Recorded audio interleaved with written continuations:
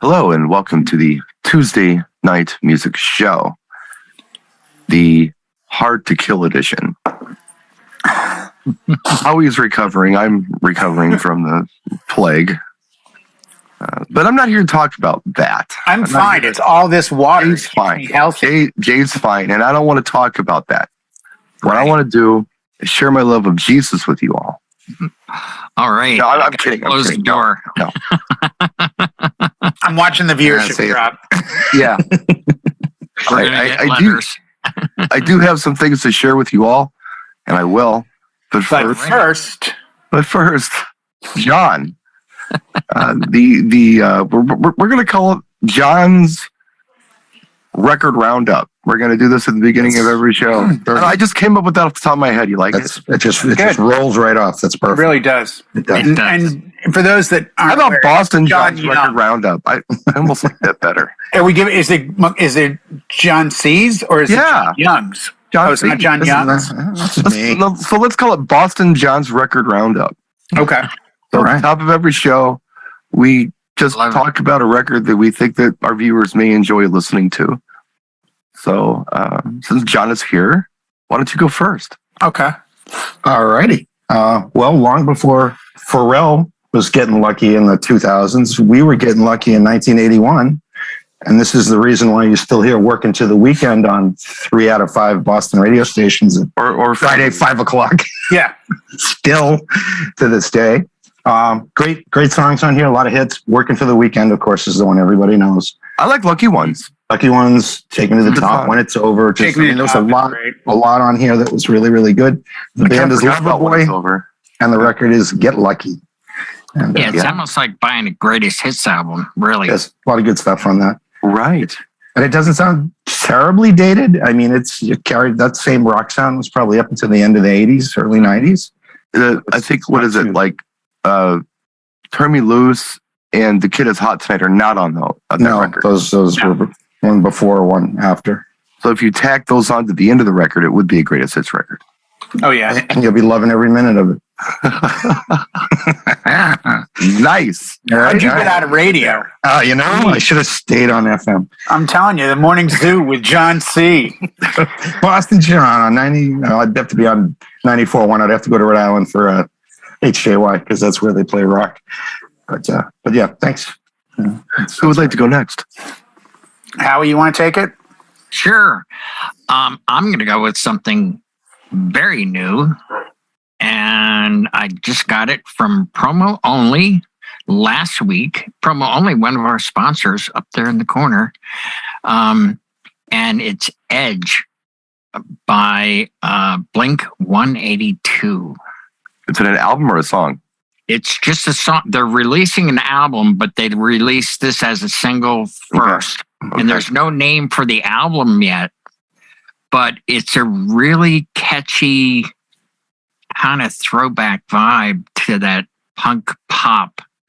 I think it's it'll do well with the right crowd, in my opinion. It's very, very easy, and I think it'll inspire young people because anybody can pick it up and learn it and say, "Hey, I'm a band now," and that's how they started. So.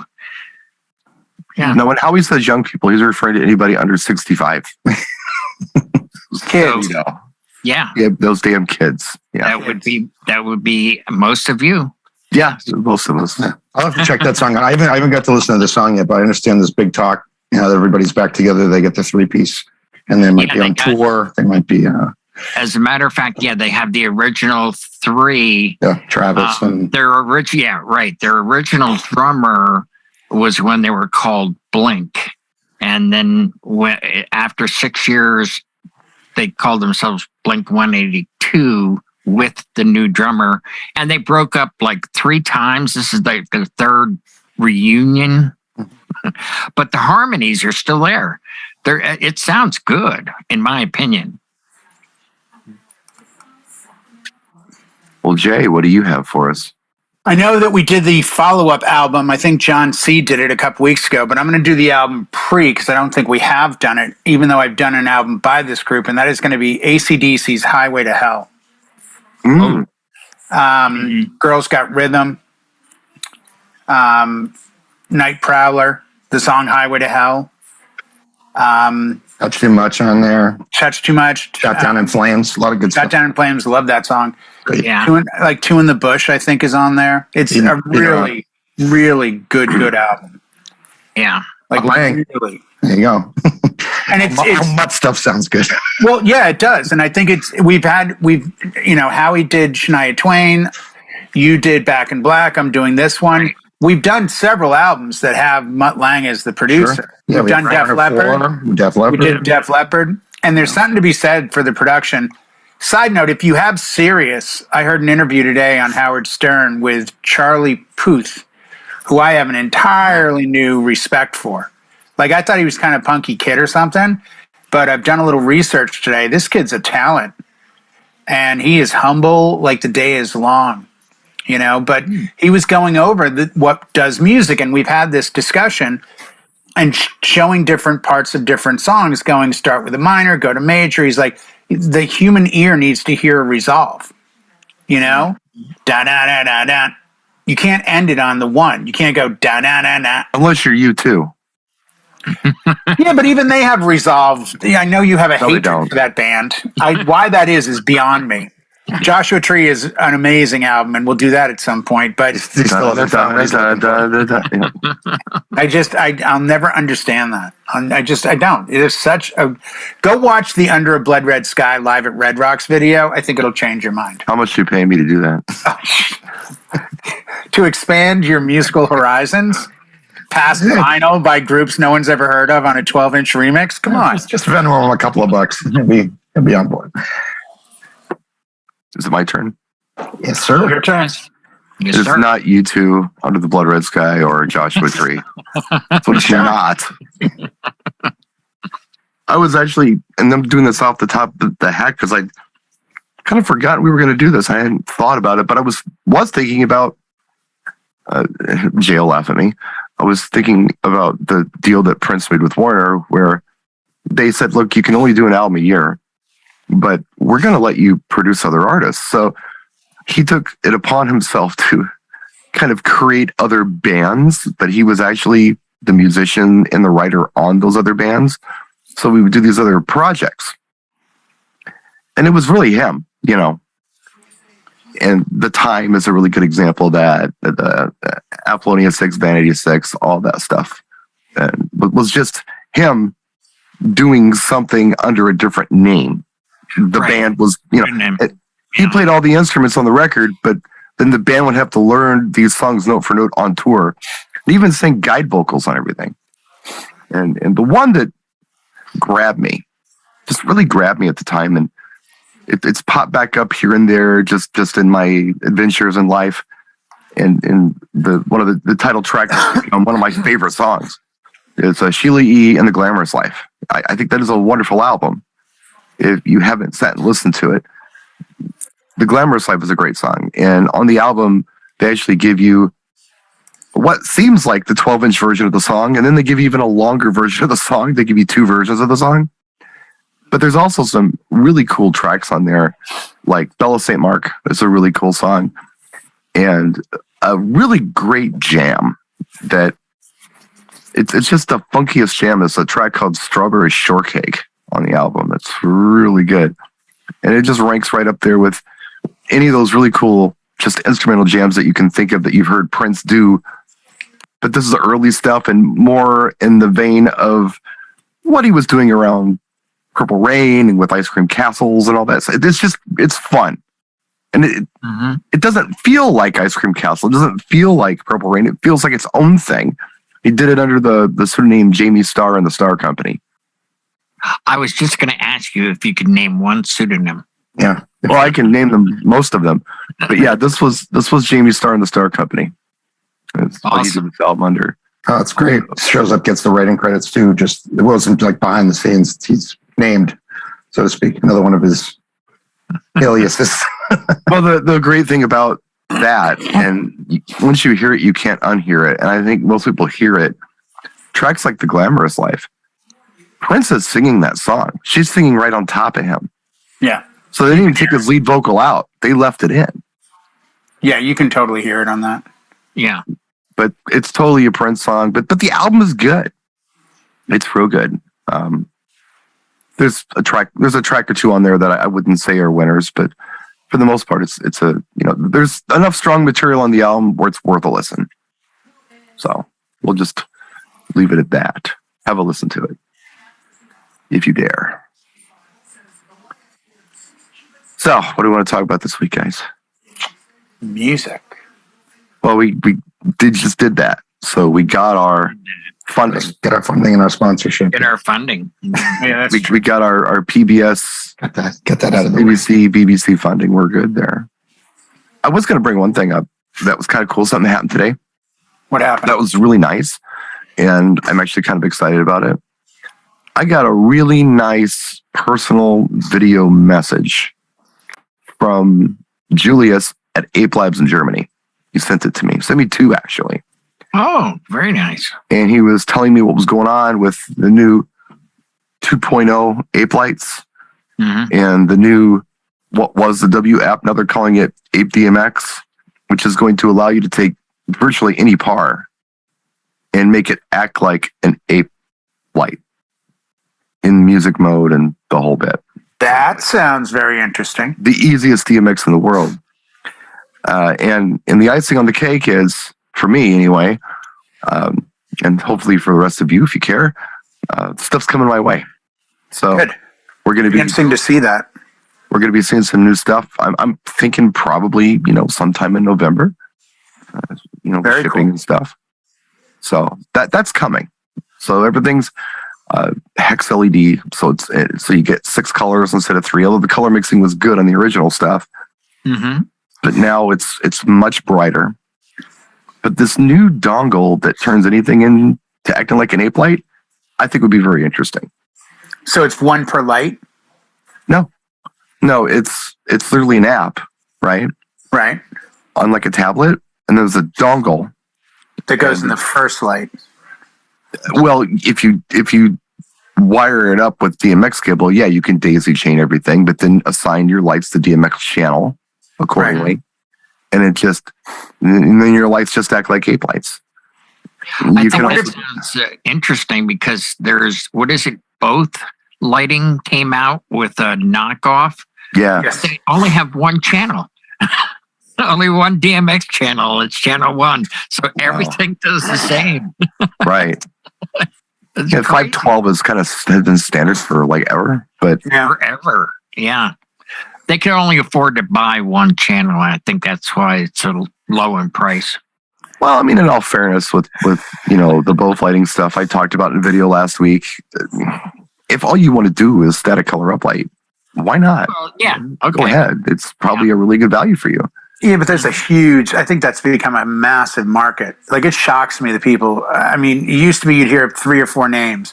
Now it's like I hear this one in Rockville and that one and this one. Like, people are getting lights from every which way but loose. Yeah. What I'd like to know is if someone like me who's using over 30 Chauvet Freedom Pars with the American DJ Wi-Fi bridge, if I could address all my lights that are already addressed, move the addresses to this app from Ape Labs, and then choose to switch over to the dongle for like a dance portion and see what the difference is.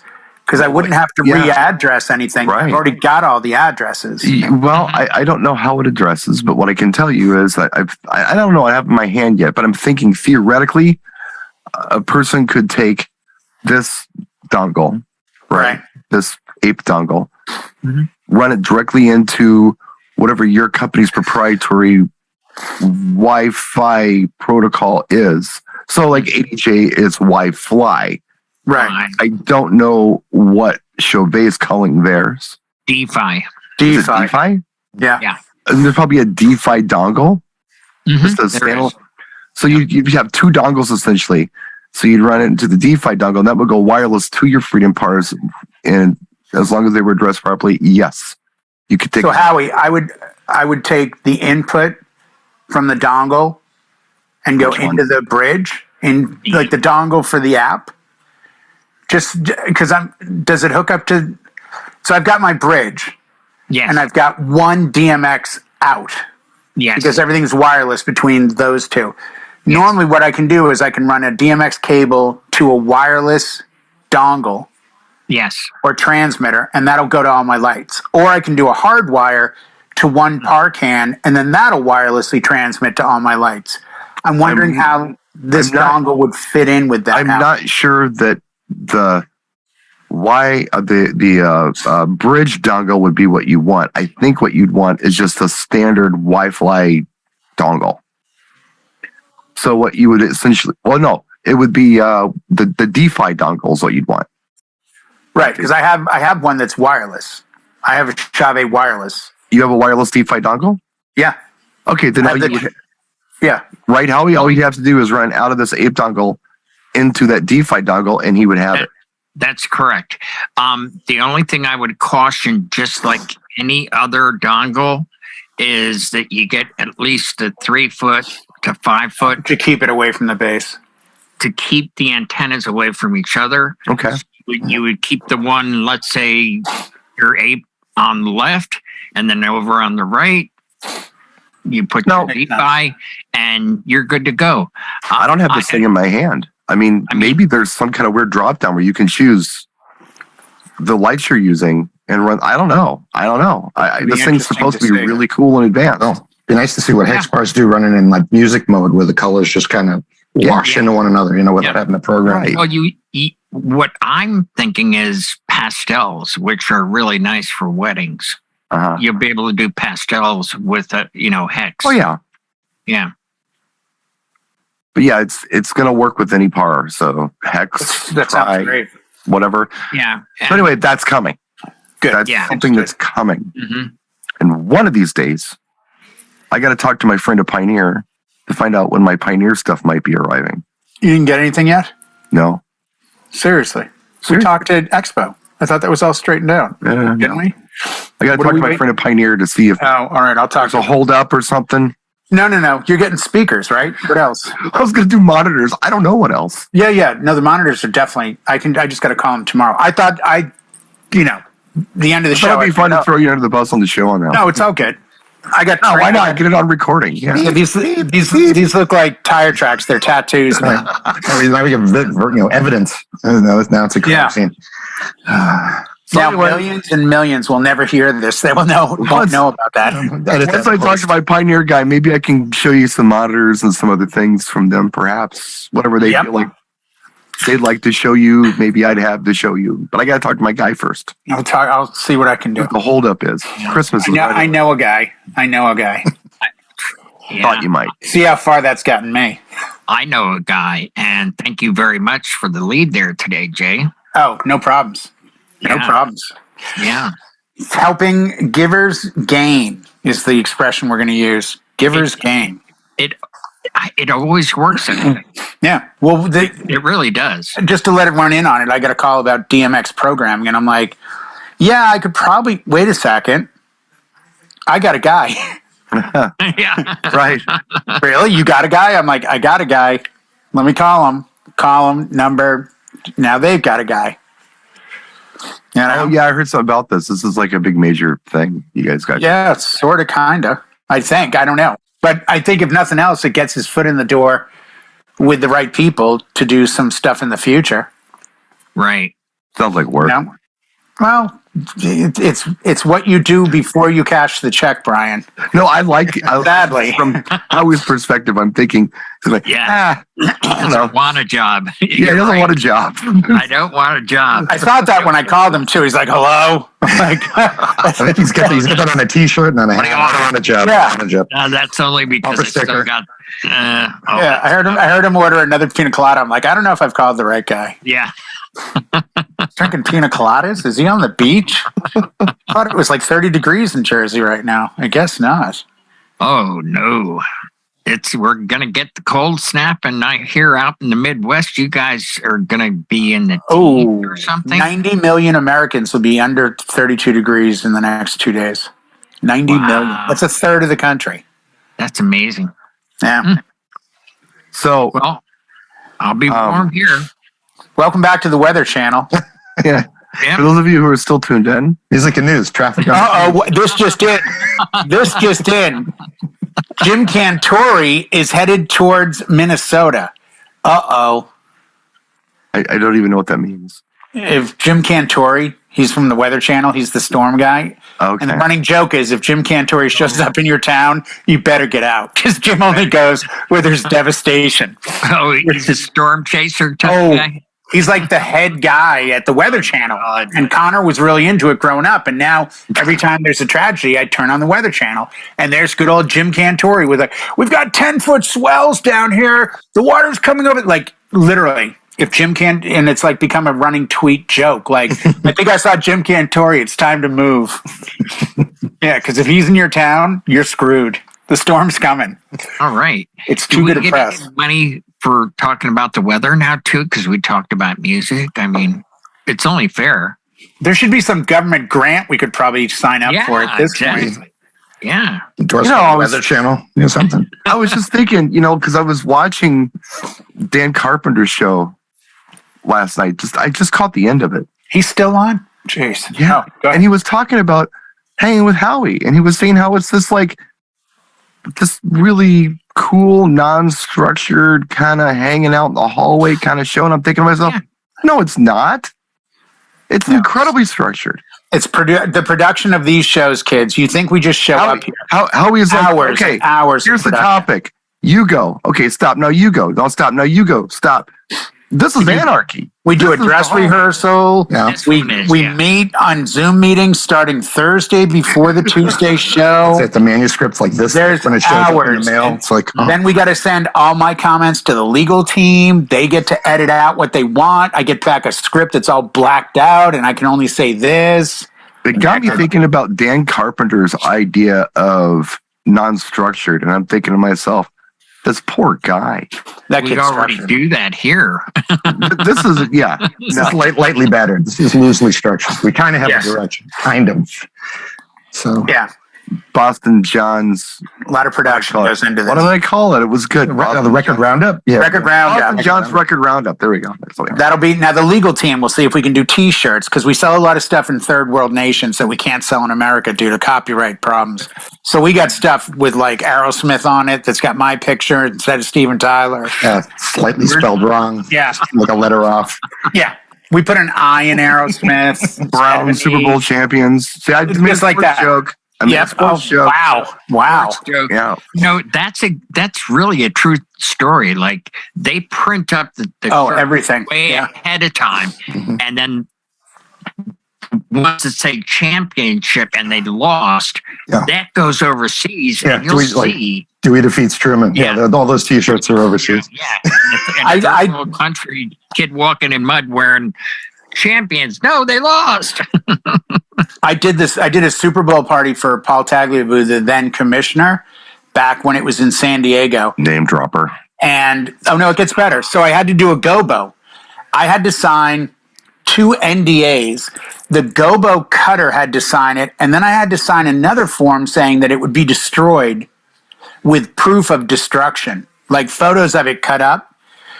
And I was dealing directly with marketing for the NFL. They rolled up, they had 10 blue Cadillac Escalades with Michigan plates. And I said, what's with the Michigan plates? Like, they're a sponsor.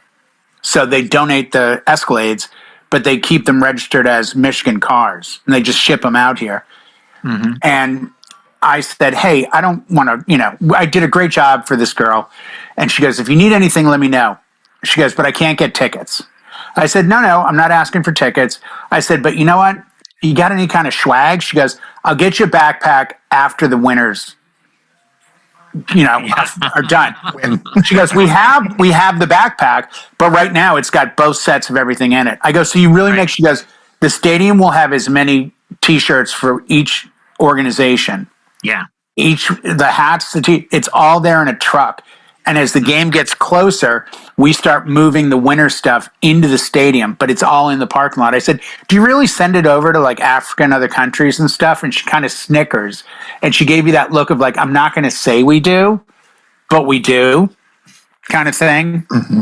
But it was very interesting, like the protocol that's involved, because They, like you said, they have double of everything going into the game because they can't bank on it.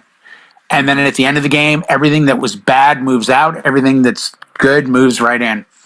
You know, that reminds me of Phil Collins. Oh, this is a stretch, but I got to hear this. Well, I'm just trying to segue here, and it's not working. Nice. That was He just happened to be sitting right here. Like, more proof the show is scripted. More proof. This is exact. You guys think we're winging it? This is not a mistake. he's right in the green room, sitting on my couch. I think. I'm looking at a teleprompter, and it says John lifts up Phil Collins. I mean, I'm just saying. You can imagine this is all from the hip, but I was thinking about. Well, first thing I was thinking about was the album No Jacket Required. And there was a song I picked off that album that I thought was really good. And for the life of me, I can't remember what the name of the song was, but I thought it was really good. Because, I don't know, I've been on cold medicine, and I'm thinking of... I was like, what's going on in your life that Phil Collins would work his way into your brain? Inside Out. I'm like, this is a great song. And arguably one of the best songs on the album. Mm-hmm.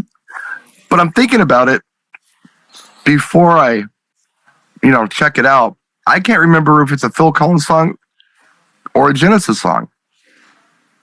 Because there was a lot of songs that could have gone either way. Oh, all day their songs could have gone either way. And then they got me thinking about what songs are definitely Phil Collins songs.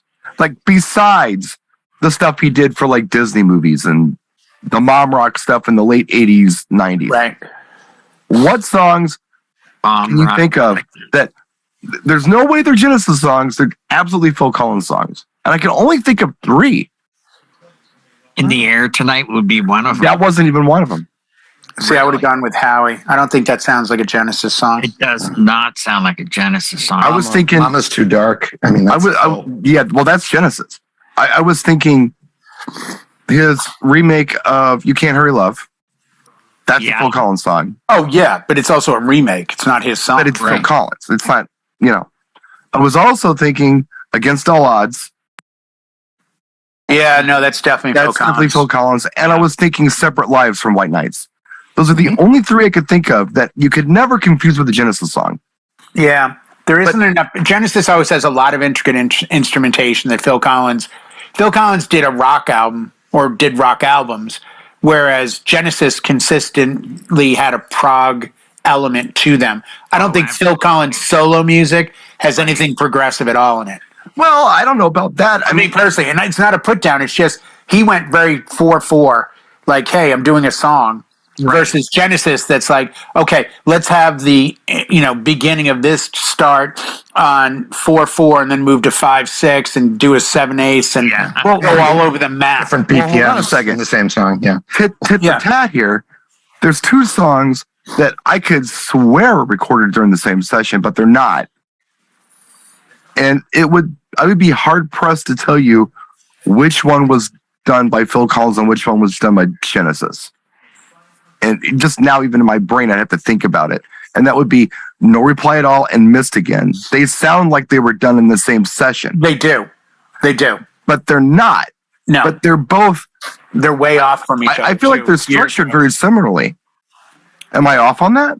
No, I think there's an argument to be made that that's pretty factual. But I still think,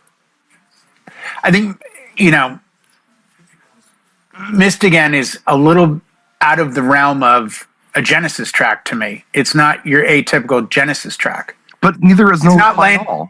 Yeah, but it's not a Land of Confusion. It's not Mother. It's not Home by the Sea. Mama. Well, they had a B-side that you obviously don't know. I do. You get it. It's right here. It's on the Ultimate Ears Genesis edition. So since you don't have it, you don't know. That's okay. Once the trumpets come in, it's it's a whole different ballgame. Wasn't that Earth, Wind, and Fire's horn section he was using and all that stuff? So could have been. Is that because the 2 of them sang on? I know it was on Easy Lover, but Philip Bailey. Right? Philip Bailey. Yeah. I wasn't thinking about No Reply at All, who he was using, but maybe he was just using some session guys. But I think by the time I No Jacket Required, that was the Earth, Wind, and Fire horn section. I think I remember hearing that. Yeah. I don't know. Makes sense. I think stuff I think about. I think what trips people out the most is when you bring like Lamb Lies Down on Broadway Genesis up to them, and they love Genesis, and they go, "Well, who's this?" And you're like, "It's the same band." No, really, who's this? And I'm like, "See the weird guy in the flower outfit? Yeah. That's Peter Gabriel. That's from the square-looking guy who did Sledgehammer. That's the same guy. Yeah, Mm-hmm. and it is a real, King Crimson today sounds like King Crimson, like Crimson of the King crap stuff. Not crap, because I do like it, from the late 60s, early 70s. Genesis went through a huge change. It's just interesting when I think about tracks like Follow You, Follow Me, right? And it never occurred to me until it was pointed out to me.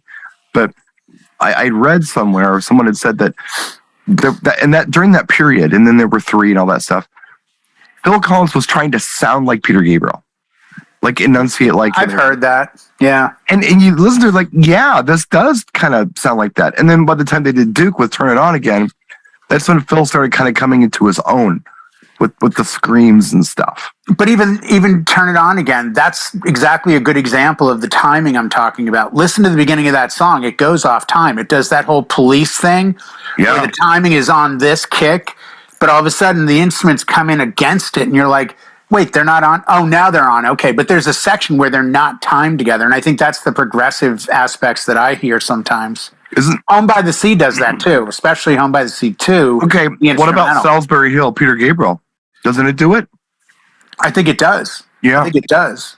I think So is probably his least progressive work that got him really big. I mean, Games Without Frontiers has got a big nod to Prague.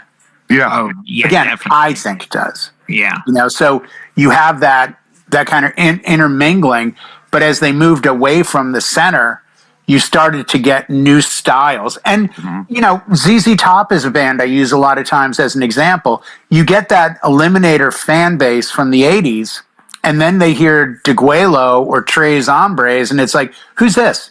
Like, it's the same damn three guys. Like, there's no difference. It's just that in the mid-'80s, 70s rock bands were afforded the luxury of changing a bit. Robert Plant, when he did Honey Drippers, I mean, granted, a lot of that is more throwback to the early days of music, but you still had people growing. The Firm with David Coverdale and Jimmy Page. Well, it's more of a grow from Led Zeppelin sound. The Honey Drippers thing. I think Robert Plant's solo work. Yeah. Like Principle of Moments is even more interesting than Honey Drippers. Oh, I agree with that. Yeah, I think that's a great album. Yeah. I believe, if I'm not mistaken, I won't know his name, but I'm pretty sure his guitarist on that is the guitarist that ended up joining the Pretenders. I seem to remember reading somewhere that the Pretenders guitarist remember the original Pretenders?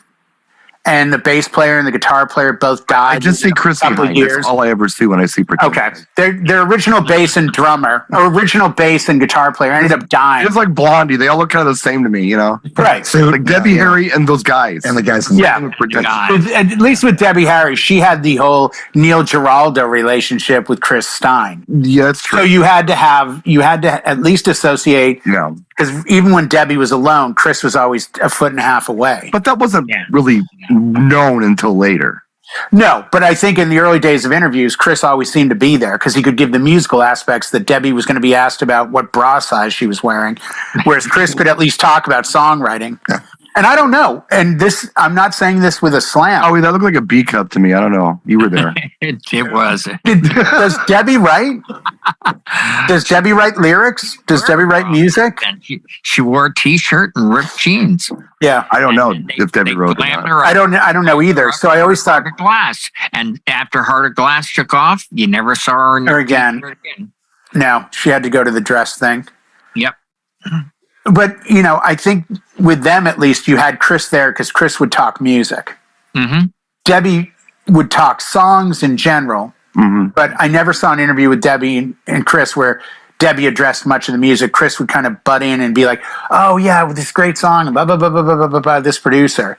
Debbie would talk vibe. So I always thought maybe Debbie doesn't write much.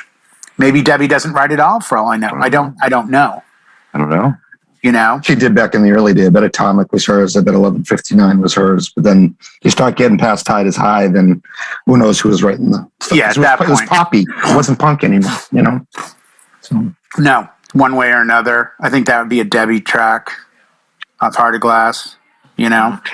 She was hard to approach, though. I mean, I recall like walking up to give her a microphone and having an arm swept in right against my chest. What are you doing? Stay away. And I'm like, I work here. I'm trying to give her a vocal mic. You know, hey. Oh, okay. Yeah, but was she that? I mean, this is after the popularity or before? Yeah, after the popularity. But even before, though, I mean, they really protected her. They really did. She had a posse that would make sure nobody got close. You know, that's so random. I bet our friend, the poet, Patty, didn't have any handlers. No, I bet you didn't either. No. Yeah, I get the feeling Patty probably could have handled putting an arm up. By the way, that documentary on BCN, that's where Patti Smith really blew up, was at the Harvard Church Street Theater, which a few years later is where John Landau from Rolling Stone said, I've seen the future of rock and roll, and his name is Bruce Springsteen. It was another BCN concert that they put on with Bruce Springsteen. And Bruce, to this day, credits Boston with launching his career, and BCN in particular. Very cool. Great documentary I just watched on the early years of WBCN, a station John knows I used to work in. Well, they're alive and well, and they're still rocking. But they had Patti Smith, and they didn't have a dump button. And Patty had kind of worked there, really? Did they get a new janitor? Or is that no? Hey, somebody had to run to get Carmelita a cheese sandwich at 3 a.m. on a Sunday, my friend.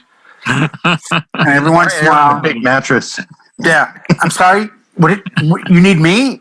Oh, you need a lighter. Okay, hold on. Okay. Yeah. First day, they gave me the tour of the station. They go, this is production 1. They do the voice drops here. Never do drugs in there. This is production 2. You can do drugs in there. Okay, so here's the studio. I'm just like, I've been here 10 minutes, and they're pointing out where is a good, like the drug-free zones. It's like, wow, I've made it big time now. There you go. That's like A&R stuff to know. It's literally, it was those days. It was the early 80s. Yeah, Brian, it was the middle of that stuff. They were coming in those satin tour jackets that would say that, Sticks on the back, and the dude would have like the long, feathered back Farrah Fawcett hairdo and be like, hey man, come here, let's go into Studio 1. And you always knew what that meant. Yeah.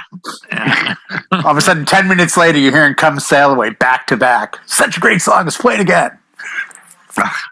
Really? Like my jacket? Yeah. If you watch Spinal Tap, you'll see those jackets. His name's, I can't believe this. Shearer? Hank Shearer? No, Paul from David Letterman. Paul Schaefer. Paul Schaefer plays one of those creepy A&R guys, and he's got like the Calvin Klein jeans and the waist length satin tour jacket, and I'm like, this is only funny because it's so true. Like this is, and he had like the man purse over his arm that carried all this stuff in it, like money, drugs, and whatever. Sure. I'm like, this is what it used to be like. I think members of Aerosmith and Judas Priest actually cried watching that comedy mockumentary because guys from Sabbath. Oh, Michael Schenker was mad. Everybody. You know who got really mad at the drummer thing was the drummer from the Scorpions. Yeah, there was. He was furious because he's like, they saw us do this on tour. That's where they got the idea. We had a set that got messed up. Oh, there was a number of bands. Even Dee Snider of Twisted Sister tells a story. He's like, you get to the Midwest and there's a lot of theaters with a hall behind it. So like the front is the 2,000 person theater and the back is the 800 person hall. He goes, we went down a hallway once. I hear the crowd yelling. I'm like, this is awesome. We're somewhere in the Midwest. I see the door. I blast through the door. I run out, and it's a completely empty room. He's like, I didn't even drink or do drugs, and my brain was fried. I just stood there in an empty hall, like, I swear I hear the crowd. What just happened, right? Yeah. And somebody grabbed him and brought him 10 feet over to another door, and there's 2,500 people. He's like, that stuff did happen. You know, it's not an argument. I'll have to revisit that movie. I haven't seen it for a long time. The only thing I remember about it is the Turn It Up to 11 thing. That's the only thing I remember about it. Yeah. And if you watch it now, because of the time frame, a couple of the guitars that are on there are now owned by Joe Bonamassa, and those guitars there, those are all 100% legitimate, real, provided by Norman's Rare Guitars in Hollywood, like 1959 Gibson Les Paul, a one-of-a-kind Flying V, like really, really expensive guitars. And that was one of the things, because he starts picking them up, and they got really, I mean, you're talking guitars today that are worth $1 million, and he's picking them up like, yeah, can you hear it? And they're like, Jesus, if he thinks it's funny that he drops it, we're out a lot of money. We'll really be crying for sure. Yeah, no, this is like, you know. It's funny that you went down this road, because I just saw them on the Google News today, and I guess there's a sequel in discussions. Rob Reiner and the original three, because they're all still alive and kicking. Still alive. To do a follow-up. Yeah. The funny thing is that they really can play. Oh, yeah. No, they played everything in the movie. Yeah. Like the movies, at the end of it, the credits don't give anyone else as musicians on their songs. Right. You know? I mean, they wrote lyrics. Speaking of actors who play, I was just thinking about that Chevy Chase Steely Dan nugget that I threw at you a couple weeks ago. Oh, yeah. I'm still blown from that. Well, it was funny because I just watched it's brand new. Bill Maher has this show on YouTube called Club Random, where he basically just has anybody come down into his rec room. They smoke pot and just talk about anything. Where'd you get that idea? Izzy, if you're watching, you need to call me. So, is it scripted? No, of course not. It's just off the cuff and chaos. Like, oh, that's different. So he's interviewed. Just him and Chevy Chase were talking, and Chevy's just funny. I mean, he's everything Bill says. He just kind of, picks on him and throws him off, and it's funny to watch Bill get thrown off too. And it's like towards the end, I'm like, man, I hope he brings this up. And Chevy just brings it up. He's like, yeah, I used to be the drummer for Steely Dan. He brings it up, and Bill thinks he's teasing him. He's like, no, you weren't. He's like, yeah, I was. It's like, these Steely Dan? It's like, no, not that Steely Dan, another Steely Dan. No, of course that's Steely Dan. And but yeah, he talks about it a little bit in that, just briefly, but yeah, he does mention it. I mean, I thought the big thing was the times I could drop down that Billy Joel's first band was called Attila, and it was a heavy metal band, and they dressed like Man-O-War. Or Michael Bolton did a metal album. I remember Everybody's Crazy. That was the big one, wasn't it? That was the big one on that. And then who else was it that was like started metal and then just totally went straight up pop? There's somebody else I can't think of. Billy Joel was the big one. And the album, the band was called Attila. And it was like poppy metal with a heavy piano thing, which is partially why they didn't go far. You don't hear a lot of piano playing in Maiden and Priest these days. So I wonder why they didn't really pan out. Okay, hold on a second. Metal songs with piano in them, but not ballads, not power ballads. No. It was like every single song was metal songs or rock songs with piano in it. The only one I can think of is Bon Jovi Runaway. Yeah. Well, key stabs. Dun, dun, dun, dun, dun, dun. Yeah, that's... Yeah, but, the one that comes to mind for me the fastest is probably the ever-prevalent piano in Freebird by Leonard Skinner. But that's like... Where there's a piano in the track. Yeah. Like, he even says, play it pretty for Atlanta in the famous One More for the Road live, and he starts doing another little thing. Most keyboards tend to end up going from piano to keyboard synth, so they're just doing backfills, it seems. They're not really a big thing. Or, I'm just trying to support you on this Billy Joel thing. No. It's not normal. No, like Roll With the Changes by REO Speedwagon or Riding the Storm Out. They both have that same kind of like swelling organ. Organ, yeah. Organ stuff right here. organ. Right, but that's my Deep point. Purple had a resident Deep organist. Purple had a huge, John Lord. Ozzy's amazing. Mr. Crowley, big organ. Don Airy. Right, yeah. And all that stuff in the 80s from Dio and Ozzy and Sabbath, all that organ sounds similar because it's all Don Airy on organ and keys. And early Warren Zevon, real heavy on keyboards. When I saw him live, he played piano the whole night. Every single song he played piano. He had Timothy B. Schmidt and a drummer. That's it. Did he stand up backwards on the piano and still play the keys for it? Yeah, I don't recall that. He's like, oh yeah, He could have. He was a wild man. This was like mid 80s when I saw that configuration of him, and he was just insanely good.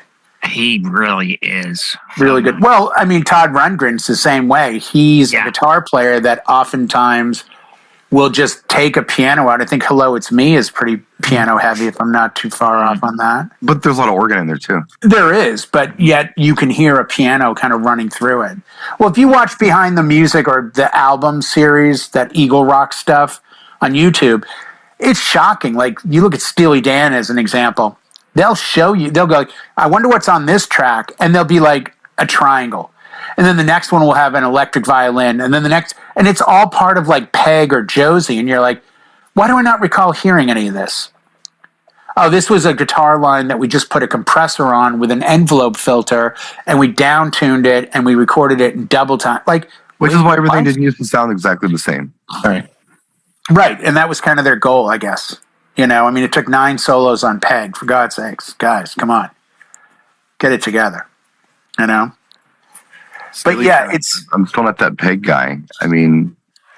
Man, that song, it's all, you know, would you admit this? Would you admit, regardless of likes and dislikes of music, there is music that sits in your wheelhouse because of age?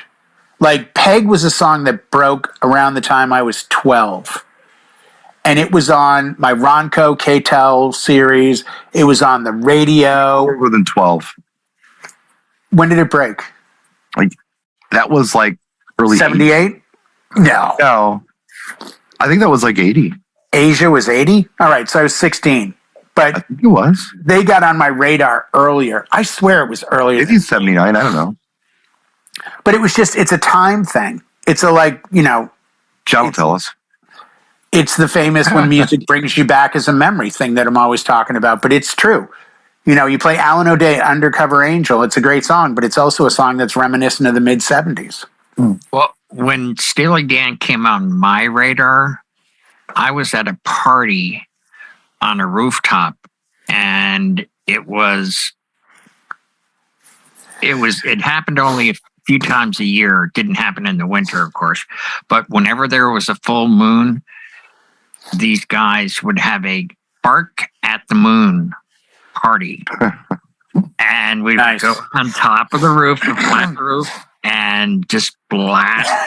I like how he says flat roof, so we don't get concerned that people are sliding off to their death at the Bark at the Moon party. A high risk factor there. Well, we did a party on a roof one time that was slanted, and we used, you know what chicken ladders are that roofers use? We used them, and we sat up there and we listened to music and partied, and things were different back then.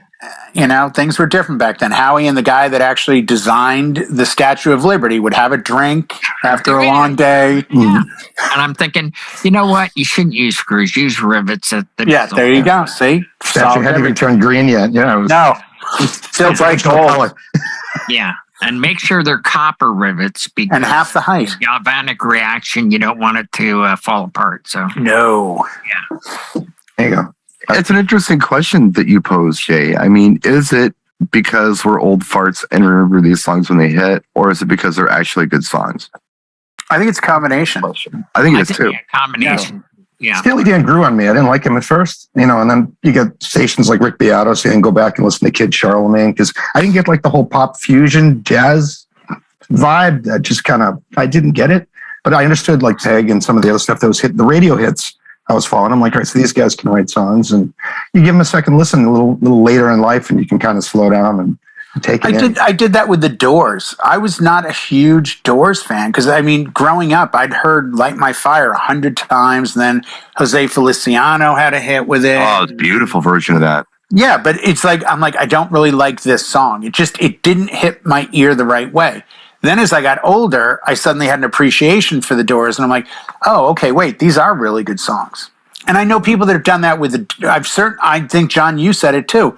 I've certainly done that with the Grateful Dead. I liked their fringe pop stuff growing up. And while a lot of my friends, especially Boston, the Dead would play Boston 2 or 3 times. Jerry Garcia would play 2 or 3 times. Bob Ware would play. I mean, they were constantly in Boston because it was a big base for them to play. Big college town. Yeah. Oh, huge. And I just didn't get the whole Deadhead thing. Yeah. Now I'll watch a Dead video and I'm like, okay, now I get it. I still don't. It's like release. You know what it is, Brian? It's not about the music. That's what you have to understand. It's about it can't be about the music. That's. But they're incredibly talented musicians. Like they're not when people go, oh my God, they're playing this song for like 20 minutes. Yeah, because they can. They're not playing the same 3 notes for 20 minutes. They're going and like you look at Jerry Garcia, and from a guitar standpoint, he's playing like Elydian and Phrygian and, weird scales and weird, Bob Ware's playing like chord progressions, but he's playing the arpeggio of each chord to get the fills. And they did things from a big perspective. I always got it on the tip of his tongue. I can tell he's got something for us. No, I'm just going to like the Dead. I was at a Dead concert and I left early because they were just playing songs too long and I wasn't into the culture. It's a lifestyle. Yeah. Right? That's a better way to put it. Thank you. Revolving around psychedelic drugs. If you don't mind, chicks who don't shave their pits, if that's your thing, Dead concerts for you. But it was not for me. I left. Right. And I do regret there are bands, and maybe this is a quick topic of discussion for a half minute or something. They're on the short list of bands that I look back on and go, damn it, I really wish I'd seen them. Just so I could have then said, I'm leaving early with Howie, or I kind of see what's going on. I will say this. When I watch anyone do hard work and do it well and do it with passion, I have a real respect for that. I genuinely enjoy watching people. I don't care if you're shoveling a ditch. If you're doing it to the best of your ability and it's what you want to be doing right then and there, I respect that a lot. I really do respect hard work. And I think some of these bands, as much as it might be the drugs, it's a lot of work to play for 3 hours a night and then do it again for the next 7 or 8 months. I want to go back to what we were talking about 5 minutes ago, where we were talking about how is it good music or do we just remember it? Okay. And I was thinking about a lot of these reaction videos I watch on YouTube with these people in their 20s who are listening to older stuff. And there was a cool one this week because, I don't know, it was probably about maybe a month ago. There's this couple out of, I think they're in Clearwater Beach, Florida or something. And they listened to Joni Mitchell's Woodstock live. Mm-hmm. And it was a pretty angelic song and to kind of what it was about and all that. And then the other day, might even been today, they finally heard the Crosby, Stills, Nash & Young version of it. And I'm like, oh my God. This is the same song, but it's totally not the same song. This is really good. Yeah. And that was before my time. And I remember I've always liked that song. It just had a really good, it was good. It's a good tune, Yeah. So, I don't know. There is the argument that, we remember it, so we like it. But then there's also that thing where it's like, oh my gosh, this is wonderful. This is really good. But we didn't have the distractions. Like, my kids don't have this. Like, I can't say to them, name music that you really loved when you were 7 or 8. Because the stuff then would have been like, High School Musical, and they weren't big fanatics. But see, and that's where I'm going, Howie. Between shows and internet and movies and they ingest things so differently. They don't have periods of time marked by song, right? Whereas I think there is an age where you do. Even Michelle, who's younger than me by 6 years, so she was born in 70. I was already 6, so I went through that period conscious of things Whereas she didn't. Her 80s was really her beginning sweet spot for music, and maybe some late 70s as a young girl. Mm-hmm. But she'll have songs that go, oh, every time I hear this, it reminds me of. I don't know. That might be a lost art now. It might be gone. That people are going to say, I remember that. To answer Brian's question, I actually, Jay, you brought up a few weeks ago about this Christian James Hand breaks down the Nine Inch Nails song Closer. Yes. And I was like, oh, I don't know. This is like an hour and 38 minutes. And I did listen, and I don't know where he got all of those stems from. Yeah, he gets everything. There's got to be over 100 different stems. But the one that got me the most was the keyboard clicking and keeping time. And I was like, and he said, look, if you're going to watch this video, do it with headphones and then listen to the song. And then after he was done with that, then I put Closer on and listened to the whole thing with the headphones on, and I had a new appreciation for it. And I was hearing things I had not heard the first time around. I love that. I love when that happens. Yeah. Really, really. And certain stereo systems and cars. I've rented cars and put songs that I'm familiar with from my phone on and been like, I've never heard that before. Like, I guess my 3-4 speaker piece of crap car I'm driving. That's always this sound system, because this sounds amazing. Like, where did that come from? I was totally getting that with the Evolve 30Ms in the 50s when I would do test tracks. And I played songs I knew my whole life, and I would hear new stuff in it. It's like, where did that come from? But isn't it the best feeling in the world? What the hell was it? I heard on a system. Oh, I remember, and I mentioned it. Play that funky music, white boy. There's a tuba in that song.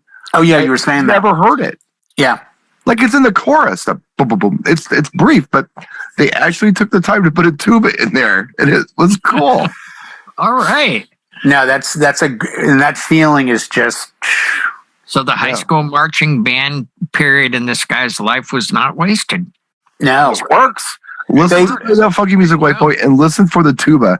I think it's on like the 3, like throughout the verses. It's on the 3, I believe. Okay. So, by the way, I caught just a second tonight on a TikTok video of Rick Rubin, who I guess is on Joe Rogan, and did a show, which I will watch because I'm fascinated with some of Rick Rubin's choices musically in his production, because he's produced so many different people. And he's not musical. He can't play an instrument. Yeah. And he can't express to a band or an artist how he wants a section to go. So he has to speak in English, not in music. And they were doing Chop Suey by System of a Down. And on one of the bridges, Serge, the singer, goes, I don't have any lyrics. He goes, what? He goes, I don't have anything for right here.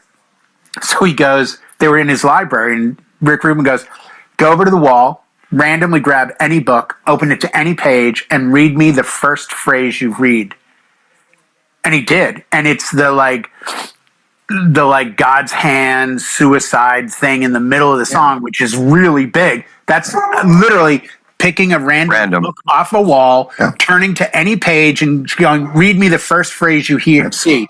Father, you've forsaken me line, I think is what. Yes, exactly. That's the. Yeah. And he literally got it out of thin air, literally. Out of thin air. And that's the stuff that just you walk away with like, oh man, there's got to be more powers at work for something like this. Just that, and the powers of work being the music itself, that it becomes almost an entity and it chooses things for itself through the musicians. People make mistakes and change chords, but I firmly believe once the song begins its life, it is just that. It is a life. Join us next week when Jay does mushrooms again. Essential music review. They came in a can. I guess we are. The Winco was closed. I went to a dispensary and it said mushrooms. And I thought, oh, this will go great on this tuna steak. It was vegan tuna with mushrooms. I thought, this looks good. We're time, boys. I'm sorry, but we have to wrap this show. We do, sadly. Till next week. We'll do it again. Guys, we have to meet after the show for production for next week, by the way. We'll do it as long as they let us do it. How's that sound? I don't think they know we're still doing it. They probably don't. I didn't know Dan Carpenter was still doing I haven't seen a show in a while with you. We're just recording this somewhere. And Yeah, they go somewhere. I know it's everywhere. No one came in and shut the lights off yet, so we're just still. it would be something the extraterrestrials find in 200,000 years on a hard drive somewhere. Yeah, if the creek don't rise, if the good Lord's willing. Or remember, kids, keep one fist in the gold, one foot in the gutter. There we go. One. Thanks.